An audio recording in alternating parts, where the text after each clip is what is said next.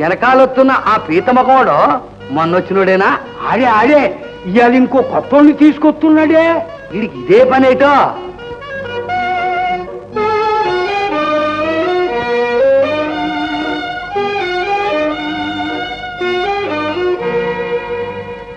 దాశరాజా, నువ్వు వచ్చిన పని నాకు తెలుసులే. ఇతను కూడా మా అమ్మాయిని చూశాడంటావు, అంతేనా? కాదు దాశరాజా, వీరు మా యువరాజా వారు. శంతన మహారాజా వారి వివాహాన్ని గురించి మీతో మాట్లాడడానికి దయచేశారు. ఉండండి ఉండండి, ఆ వివరాలన్నీ మా రాణికే తెలుసు. రాణి ఇదే రాణి, మొన్నొచ్చిన రాజావారు యువరాజావారు. అమ్మా, మీరు కోరినట్టు చేయటానికి నేను సిద్ధంగా ఉన్నాను. అంటే నేను రాజ్యాధికారం వదులుకుంటాను. మీ కుమార్తె ఎందు కలిగిన పుత్రునికే పట్టం గట్టి మహారాజును చేస్తాను. ఈ వివాహానికి అంగీకరించండి. ఇంక నీకు అభ్యంతరం ఏంటి రాణే? మా తెలిసిన వాళ్ళే చెప్పావు. అబ్బాయి గారు, మీకు పెళ్ళి అయిందా? ఇంకా లేదు. రేపో మాపో పెళ్లి చేసుకోరా, కొడుకులు కనరా. అయితే అప్పటికండి పంతులు గారు, ఈరైతే తండ్రి గారి కోసం రాజ్యం వదులుకుంటామంటున్నారే గాని ఈ కొడుకులు కొడుకులు కొడుకులు అంతా ఊరుకుంటారా చెప్పండి? ఏడు మంత్రి, అంతే అంతే. పదండి యువరాజా, ఈమె కోరికలకు అంతు కనబడదు. ఆగు మాధవ, ఆమె కోరిక అధర్మం కాదు, న్యాయసమ్మతమే.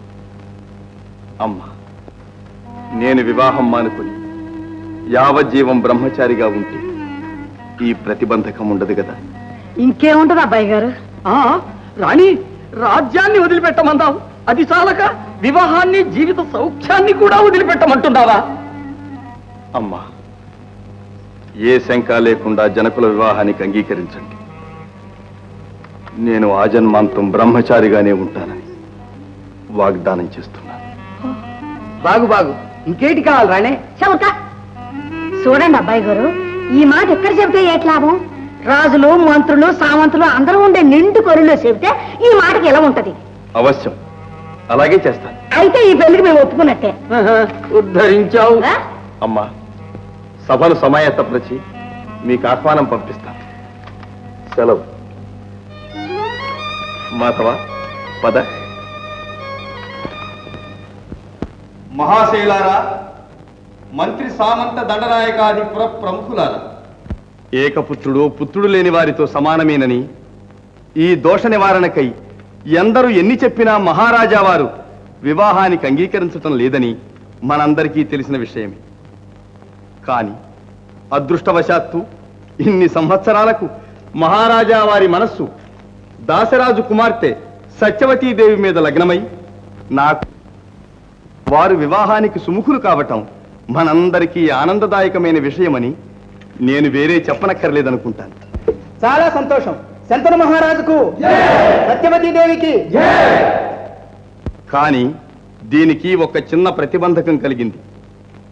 సత్యవతీదేవికి జన్మించిన కుమారుని మహారాజును చేస్తే తప్ప దాసరాజు ఈ వివాహానికి సమ్మతించడు. అలా జరగడానికి వీల్లేదు.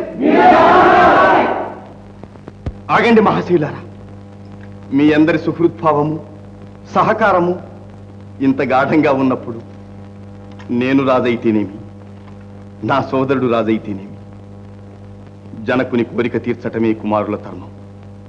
అదే నా కర్తవ్యం. మీ అందరి సమక్షంలో నా నిశ్చయాన్ని ప్రకటిస్తున్నాను.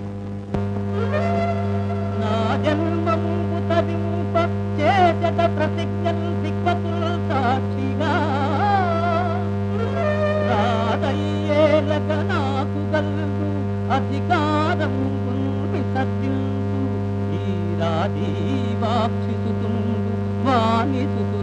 రాజ్యంబు పాలింప నేని జన్మాంతము బ్రహ్మచారినై సేవిల్తు సదా రాజ్యము.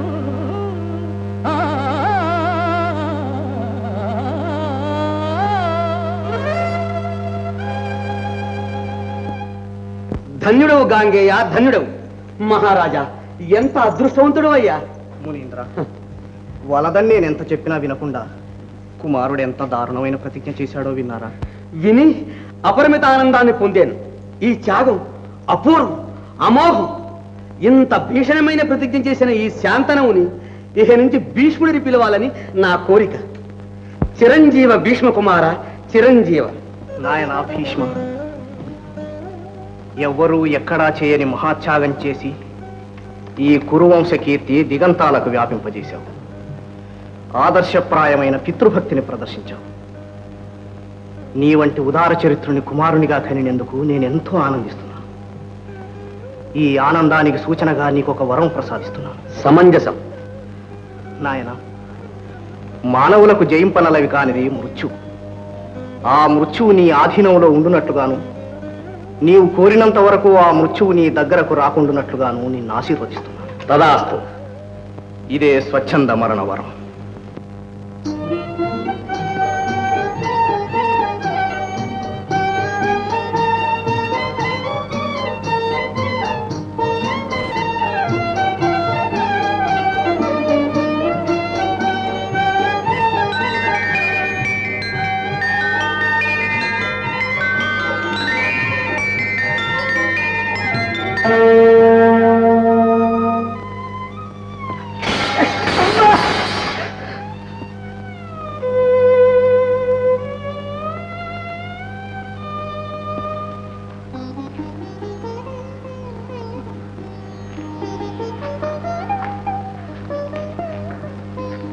సోదరా విచిత్ర వీర్య, సుక్షత్రియ వంశ సంజాతుడం ఈ విధంగా భయపడవచ్చునా?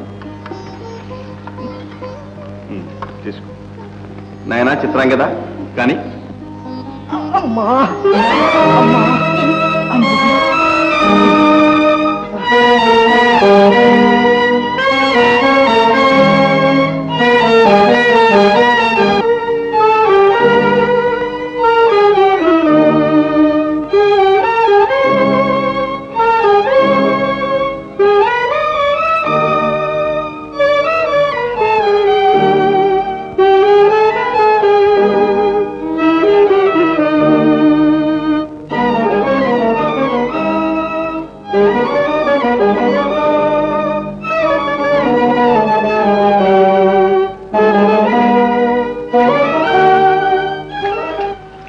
తండ్రి, తండ్రి. నాయన, ఇంకా నాకు ఈ ముఖం చూసే అదృష్టం లేదు. మహారాజా, తండ్రి, ధైర్యమూర్తి, మీరు ఇలా దిగులు పడవచ్చునా? కూడదు నాయన. తండ్రి, అన్నీ తెలిసిన వాడవు, త్యాగమూర్తి. నీకు నేను చెప్పదగినది ఏమున్నది? ఇరుగో నీ తమ్ములు, నీ తల్లి. ఇక వీరి బాధ్యత అంతా నీవే వహించాలి. అవశ్యం నా కర్తవ్యం నేను నిర్వహించగలను. తెలుసు నాయన, తెలుసు. నీవు అలా చేస్తావు. కానీ ఒక్క మాట, ఈ కురు వంశ గౌరవాన్ని కాపాడే బాధ్యత నీ చేతుల్లో ఉంది. ఎవరి వల్లను ఎప్పుడు ఏ ప్రమాదము రాకుండా ఈ కౌరవ సింహాసనాన్ని నీవే సంరక్షించు. అలాగే చేస్తాను. సంతోషం, సంతోషం.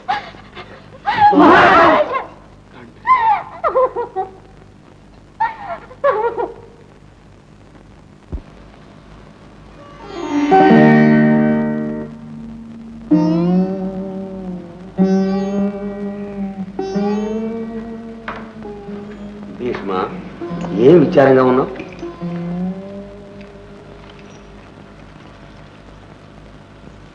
మీకు తెలియందే ఉంది మహర్షి. పితృవియోగ దుఃఖం ఇంకా చల్లారనే లేదు. ఈలోగా మా తమ్ముడు చిత్రాంగదుడు కూడా అంతటి పరాక్రమశాలి, సాహసి, ఇంత చిన్న వయస్సులో.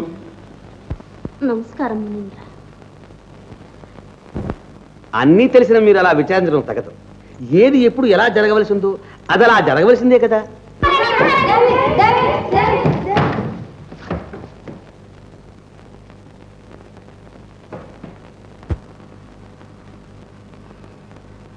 చూశారా మునీంద్ర, ఈ తమ్ముణ్ణే మహారాజును చేయమంటున్నాడు భీష్ముడు.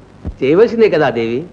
అది కాదు మహర్షి, మన నోటితో మనం అనరాదు కానీ కుమారునికి విద్యలంటే కుతూహలం లేదు, పరాక్రమ ప్రదర్శనానికి ఉత్సాహం లేదు, బాధ్యత అన్నది రవ్వంతైనా కానరాదు.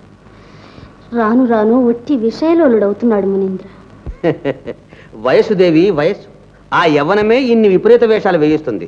త్వరగా వివాహం చేయిస్తే ఈ వ్యామోహాలన్నీ తీరిపోతాయి. నే చెప్పలేదా తల్లి? మునీంద్ర, మహారాజు కానున్న నా తమ్ముడికి తగిన రాజకన్యలు ఎవరైనా ఉన్నారా? లేకే, ఒక్కటి కాదు, ముగ్గురు అద్వితీయ సౌందర్య రాసులు.